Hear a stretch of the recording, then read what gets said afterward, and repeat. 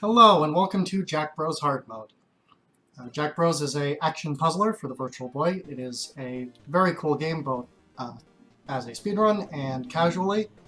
By entering a code on the main menu, you can access Hard Mode rather than just the Standard Mode. Now, Hard Mode in this game is actually quite well done, unlike most games of the era. Instead of just, and to modern day for that matter, instead of just scaling enemy damage and your damage, it increases enemies, it changes traps, it basically redesigns the whole game to be harder, which is really cool. It also changes up the tile set. The movement for each floor is quite simple. You know, in terms of understanding, you collect all the keys. That opens the exit. You can use the exit. You go from floor to floor. You beat the game. Now you'll see that one of those enemies dropped orbs. Orbs is one of the items that enemies can drop. That was actually a very lucky orbs because it allows us to skip any damage stun and just walk through there. Orbs absorbs 3 hits for you, and they're actually the most useful item in terms of the speedrun because they let you walk through traps and they let you basically just walk through a segmented thing without having to watch a damage animation. Now here's our first boss. This boss can be easily one-cycled. How many orbs you get here is a little important. It doesn't actually matter in terms of time. You can one-cycle that boss pretty easily with orbs, or in any case, but it's easier the more orbs you have. If you have 3 orbs, it doesn't matter. 2 orbs, you don't even have to move. And 1 orb, you have to dodge 1 attack, and 2 orbs, you have to dodge 2 attacks. Not the hardest thing in the world, but you know, simplify your life if you have more orbs. So here we are in the second floor. Now all these enemies here, they have keys. So there are keys inside the enemies. You have to kill all the enemies with keys. Now this happened before and this happens again. This is a special time bonus. These are to be avoided. They're kind of tricky to avoid sometimes. I mess up a couple places, especially in hard mode.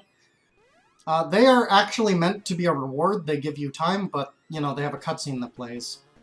So you lose time to watching that. So we want to avoid them. You get that by you get it to happen there by by killing enemies too fast, and it's kind of, if you take too long to kill enemies to avoid it, you end up losing more time. So you have to get it just right, and it doesn't always work out that way. Here it happened again. In a floor like this, it doesn't matter. Now, on the previous floor, we actually got quite a bit of good RNG because we got those orbs there, which let me walk through all the traps. And the enemy movement on this floor was really good, too. We got some really good RNG for this floor. Let us move quite fast. Here are rocks. Rocks are puzzle elements. You push them. You push them to move them. Standard game stuff. That archer dropped an orb, which is quite dropped it. It doesn't save a ton of time, but that is a small time save. Anyway, here we have the skull boss. This boss is pretty easy.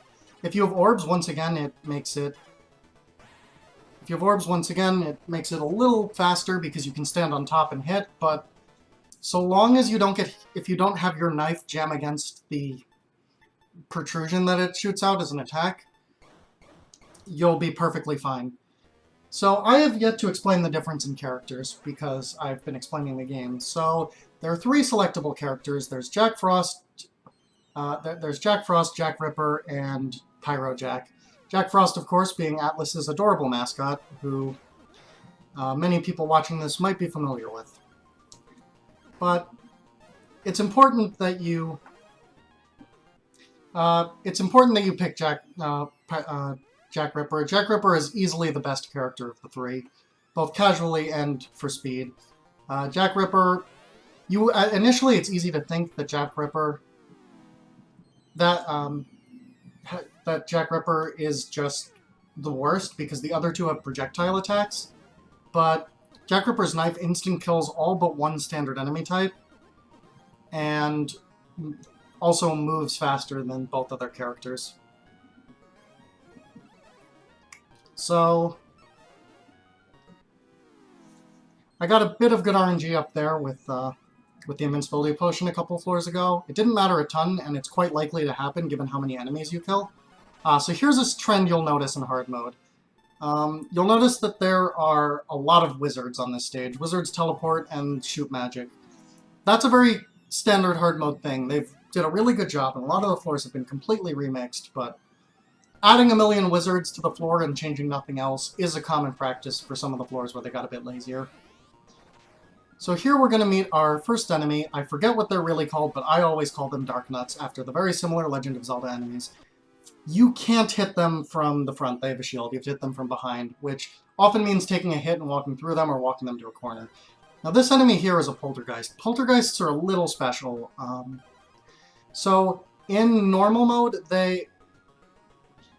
in normal, they always have 50 health, which is the clock item, which I have yet to explain, but it's just a health restore.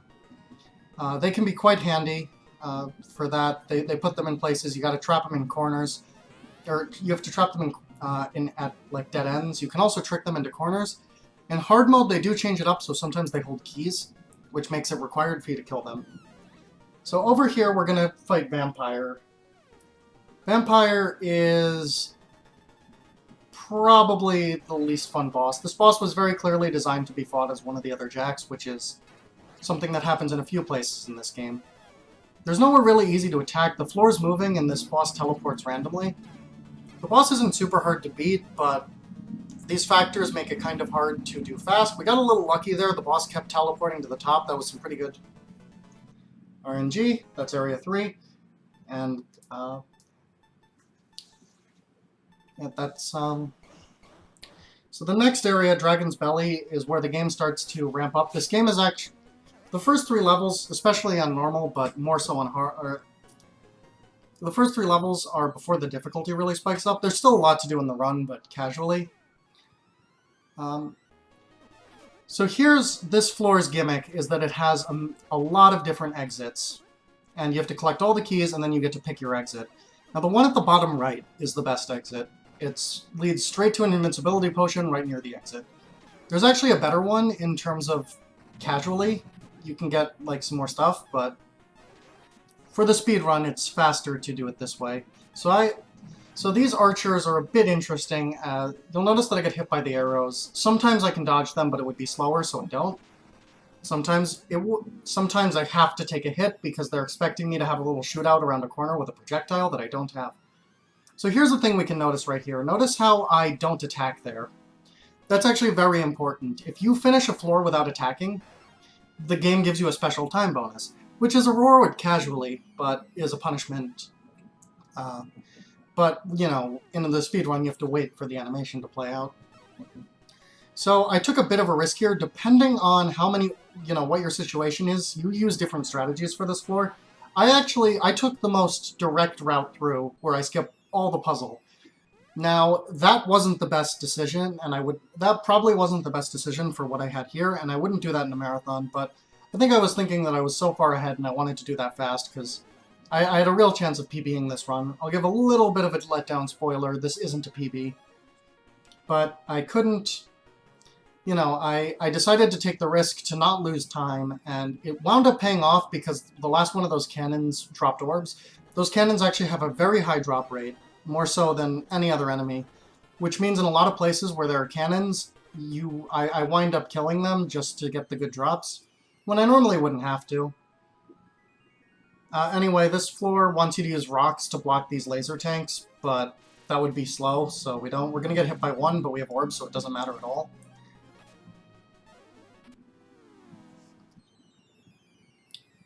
So this floor, just pace yourself. If you get hit if you walk through it too fast. In hard mode, you pretty much get hit no matter what, because there's no real way to get around that fire. I mean, I guess you could do it, but it'd be really slow, so it wouldn't be worth doing. So we're going to walk through a puzzle here. And I think it's time to explain what these little stars I'm picking up are. Those are Jack stars. They let you do a Jack attack, which you're going to see on this next boss. I use Jack attack on this boss. There's a few places you use them, but let's talk about this boss first. So this boss has one weak point. It's the big eye. I know, surprise, surprise. It's a big spider. Moves legs. You can't hit it when the legs are in front. You gotta go up and stab it in the eye.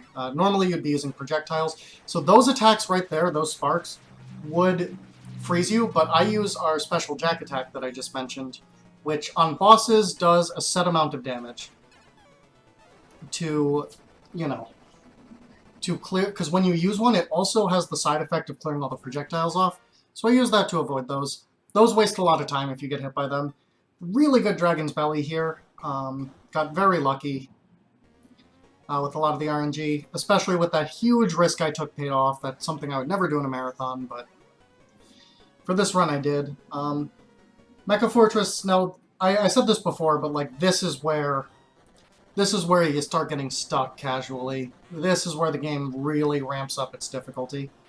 So early orbs there, quite good. Not going to be immediately useful to a terrible degree, but orbs are always good. That's why orbs are so good to pick up. You are pretty much guaranteed to use them. They're always helpful. They let you just skip the next thing that's upcoming. You know, a lot of puzzles aren't worth skipping without orbs, but, you know, because you would probably lose the run if you tried.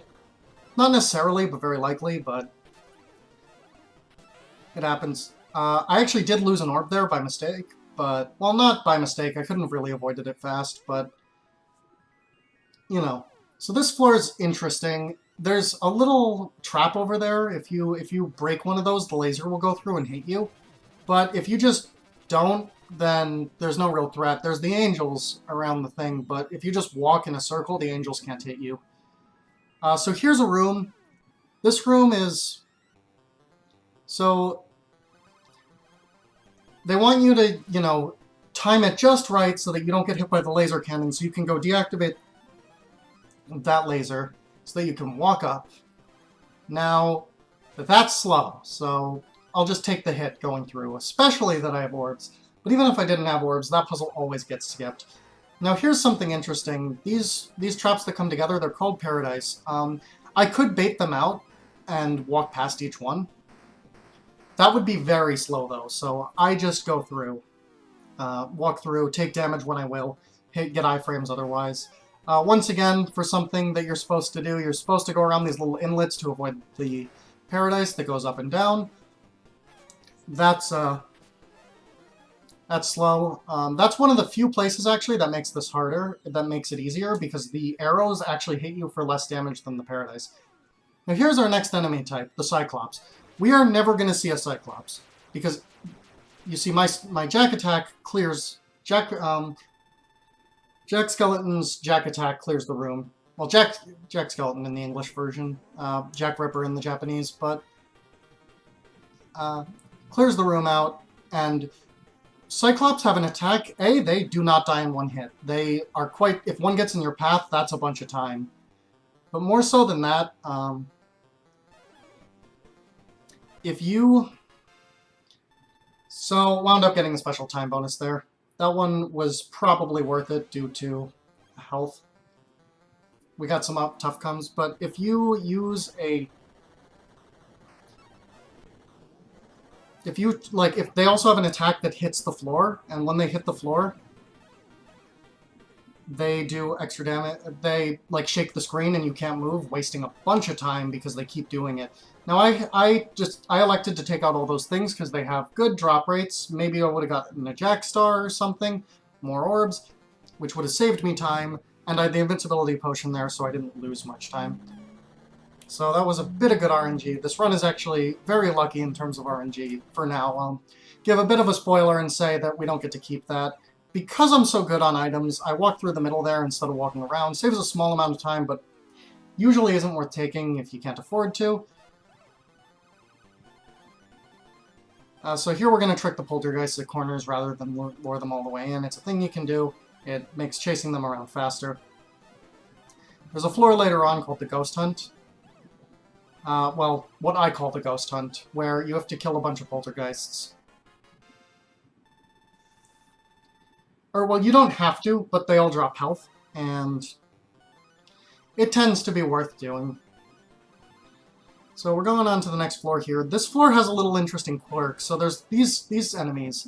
Now, what's fascinating is the iframes that you get for teleporting last long enough that you can just walk past everything and move to the next one. You only have to take the first one seriously. Anyway, here's a floor with a bunch of poltergeists. This one's quite simple. You just lure the poltergeists up, down, left, and then they all go down there. Then you go and you pick up all the keys at once. It's very satisfying just to see all those keys go down. So anyway, this is another floor with Cyclops, which means we do that and don't see the Cyclops. I always move as far as possible into rooms where I Jackstar for Cyclops in order to their items will last as long as possible, so it doesn't cost me anything to do it, but in the off chance that they were positioned in a specific spot and they drop something useful. Now, I love this floor. You go up to get the keys, and then you can see all the little Darknut army coming up. They're completely harmless, honestly. You can just walk right past them, but look at them. They're going on their march. They're having such a good time. I just couldn't bear to disrupt them. Anyway, this boss is interesting in terms of design because this boss has a lot of health, but compared to the last two bosses, this boss is significantly easier. You can just stand up here and constantly fire at the wings. That's really it. Sometimes that fire attack's undodgeable, which is a bit unfair. You also have to be careful of the jack traps, which are, you know, the little spikes that come out from the bottom, but I had so much health that I didn't bother. This run looked exciting. I was 33 seconds ahead, but I had my PV has this ungodly Crystal Palace RNG that we're not going to get again. In case you're getting excited, I'm going to ruin it for you.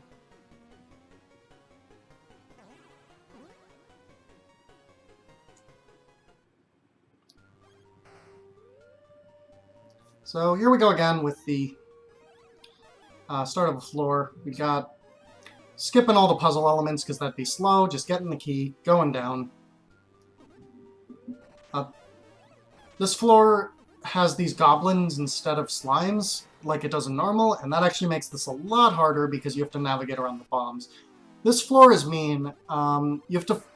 There's these there's the paradises going and constantly going up and down, as well as wizards everywhere, and you have to go find all three goblins, which move around completely randomly. So, here's another room where they added a million teleporting wizards. Now, wizards here are mean, because they block the puzzle. They just waste your time. It's like they knew that people would speedrun this, because it doesn't really matter casually. It wastes a couple of your health, but who cares? Now, that Jackstar was really good, or that invincibility potion was really good. It let us zoom a little fast. But again, with the number of enemies, now, I have to push a rock all the way down here. That is... With all the wizards, it's, you know, it gets blocked. It's very rare it doesn't get blocked. I got blocked once, which isn't the worst thing in the world. I go back and kill a bunch of wizards while I'm waiting, just because it's not worth... because I have nothing else to do, and it lowers the odds of us getting blocked again. So here we have... So on normal, there's a couple poltergeists here, which you can use to refill your health. Even on normal, I wouldn't, just because it's slow. Instead here they added basically bombs and projectiles for you to have to walk around. So they put a million goblins here, which actually makes this quite challenging with all these areas where you can't see anything. You know, if there's goblins. You can't see it, but there's also there's jack traps underneath, like right there.